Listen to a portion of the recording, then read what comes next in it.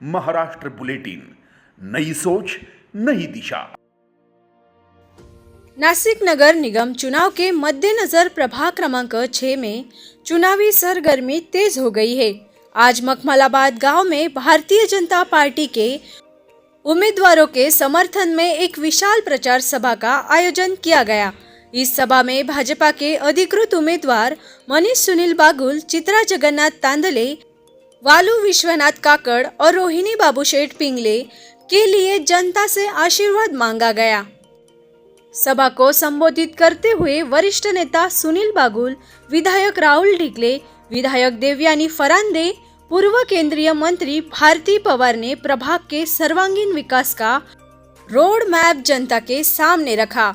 भाजपा का मुख्य एजेंडा बेहतर सड़कें, स्वच्छ पेयजल और मजबूत बुनियादी सुविधाएं प्रदान करना है। उन्होंने मतदाताओं से अपील की कि क्षेत्र को विकास की मुख्य धारा से जोड़ने के लिए भाजपा के पैनल को भारी मतों से विजयी बनाए। आणि तुम्ही सगळं बघितलं असेल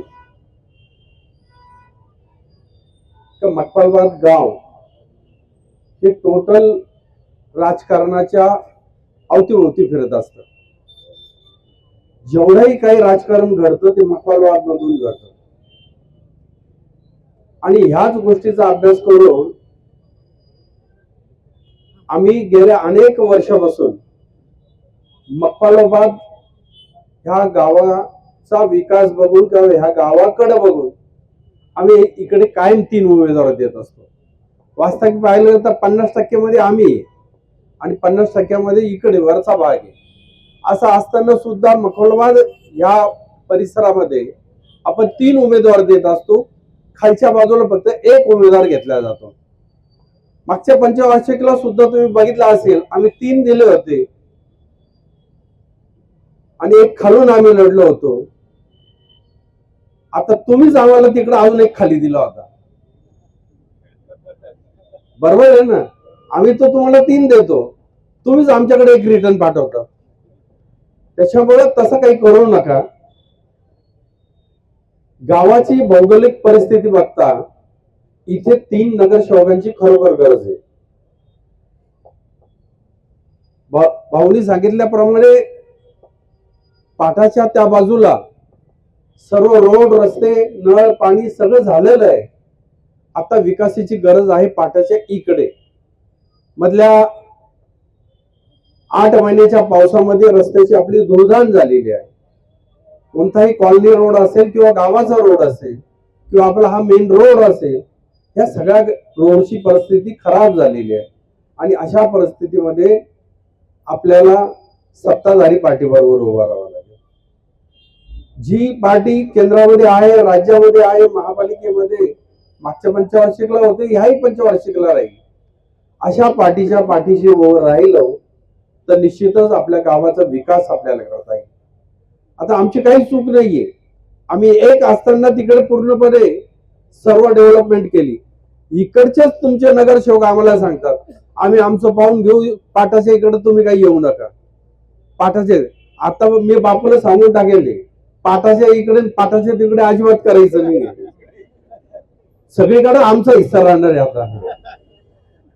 कारण आम्हाला तसं सांगितलं गेलं आणि ते सांगितल्यामुळे दुर्लक्ष होतं, त्याच्यामुळे नुकसान पण होतं। दुसरी गोष्ट, या गावाची परंपरा आहे, मी अनेक वर्षापासून ऐकतोय, आम्ही पाहुण्याचा स्वीकार करते नाही, पाहुण्यांना मतदान करते नाही। आता यांनी पण सांगितलं, बाहेरचे उमेदवार म्हणा किंवा गावात आलेला पाहुणा, बरोबर आहे ना? तर तुम्ही, माझी एकच विनंती आहे, तुमच्या गावातील जे लोक असतील त्यांच्या पाठीशी तुम्ही उभं राहा आणि कमळाच्या पाठीशी उभं राहून त्या 4ही उमेदवारांना निवडून द्या। एवढंच बोलतो। जय जय महाराष्ट्र। म्हणून तुम्हाला परत एकदा सांगते, कमळ आणि कमळ आपले 4ही उमेदवार 16 तारखेला मला अध्यक्षांचा फोन येईल तेव्हा मात्र कमळ आणि कमळ। खूप खूप सगळ्यांना धन्यवाद। जय हिंद, जय महाराष्ट्र। त्यांना दिलं ऐकलं नव्हतं, त्याच्यामुळे यावेळेस सगळं जुळून आलेलं आहे, वातावरण चांगलं आहे। फक्त तुमच्यातली एकी महत्वाची आहे, तुम्ही एकत्र राहून प्रयत्न करणे गरजेचं आहे. आणि जेव्हा प्रयत्न आपण करतो तेव्हा प्रयत्नांती परमेश्वर ज्याप्रमाणे म्हणतो त्याप्रमाणे या संधीचं सोनं करणं हे तुमच्या हातात आहे.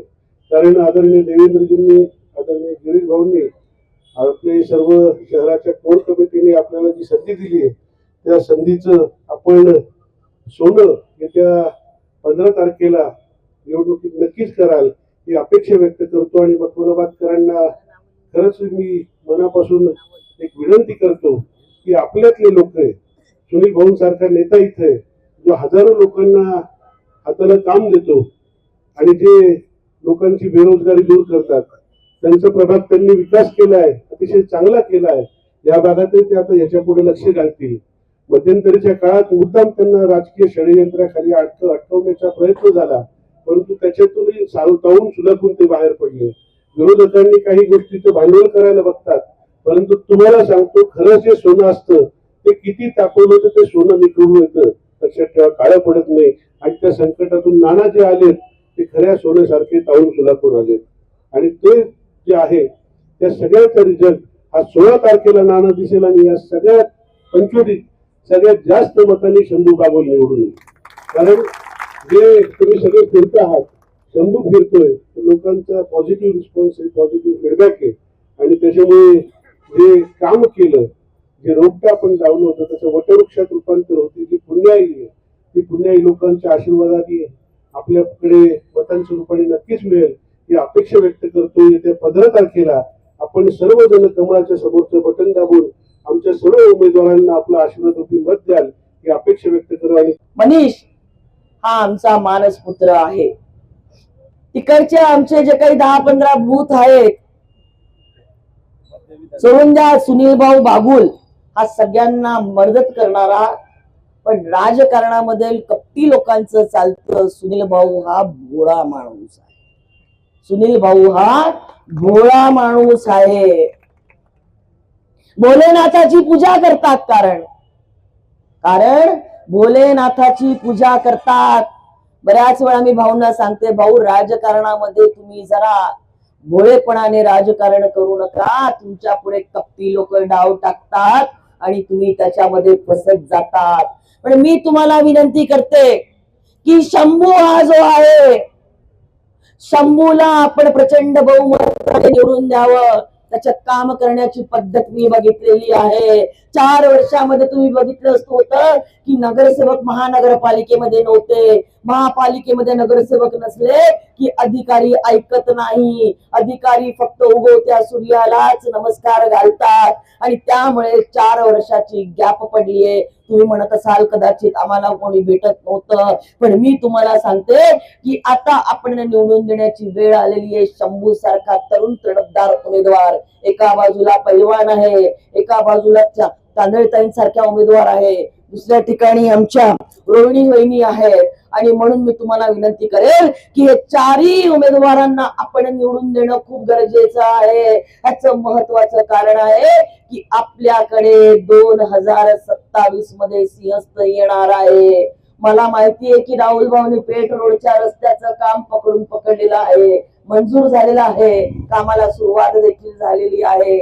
आणि या ठिकाणी मखमलाबादचा जो रोड जो मधला आहे तो खराब आहे. माझ्याकडे इकडचे मखमलाबादचे अनेक शेतकरी येतात, ते देखील रोडचं काम मी आणि राहुल भाऊ या सिंहस्थाच्याच कामामध्ये मंजूर करून घेऊ, एवढा मी तुम्हाला शब्द देते. आणि सिंहस्थ हा आमचा हिंदूंच्या संस्कृतीचा उत्सव आहे, हा आमचा संस्कार आहे. तुम्हाला विनंती करण्यासाठी आलेली आहे की मध्यंतरी इस प्रचार सभा की खास बात मखमलाबाद गांव सहित प्रभाग क्रमांक 6 के विभिन्न क्षेत्रों से आए लोगों की भारी उपस्थिति रही। स्थानीय नागरिकों के उत्साह को देखते हुए भाजपा में भारी जोश नजर आ रहा है। सभा के दौरान विकास का वादा, भाजपा का इरादा जैसे नारों से पूरा परिसर गूंज उठा। महाराष्ट्र बुलेटिन के लिए दिनेश वाघ, नासिक।